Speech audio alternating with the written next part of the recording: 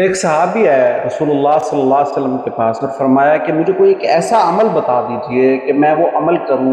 اللہ بھی مجھ سے محبت کرے اور دنیا والے بھی مجھ سے محبت کرے، دنیا میں جو لوگ ہیں وہ بھی مجھ سے محبت کریں۔ آپ صلی اللہ علیہ وسلم نے ارشاد فرمایا کہ اللہ تم سے محبت کریں گے اگر تم اس دنیا کو اپنا مطلوب، اپنا مقصود نہ بنو، اس دنیا کے لیے اپنا جان مال وقت نہ کھپاؤ، بلکہ اسے ضرورت کے درجے میں حاصل کرو اور اصل اللہ سے محبت پیدا کرنے والے کاموں میں لگ جاؤ، اللہ کو راضی کرنے میں لگ جاؤ۔ اور دنیا والے تم سے محبت کرنے لگیں گے کب؟ جب ہم دنیا والوں کے پاس جو کچھ ہے اس سے بے غرض ہو جائے۔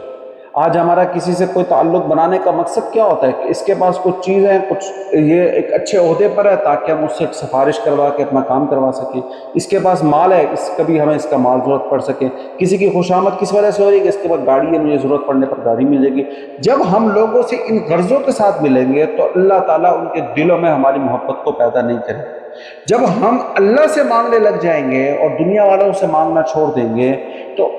دنیا والے بھی محبت کریں گے اور اللہ بھی ہم سے محبت کریں گے۔ آج ہم لوگوں کے سامنے ہاتھ پھیلاتے ہیں، اس کے لوگوں کے درمیان ہم ذلیل ہو جاتے ہیں اور اللہ کی نظر میں بھی ذلیل ہو جاتے ہیں۔ آج اللہ سے مانگو اللہ خوش ہوتے ہیں، آج دنیا والوں سے مانگو دنیا والے ناراض ہوتے ہیں۔ ہم اس کا الٹ کرتے ہیں، اللہ سے مانگتے نہیں ہیں اور دنیا والوں کے سامنے ہم ہاتھ پھیلاتے ہیں، اس لیے نہ اللہ ہم سے محبت کرتا ہے نہ دنیا والے ہم سے محبت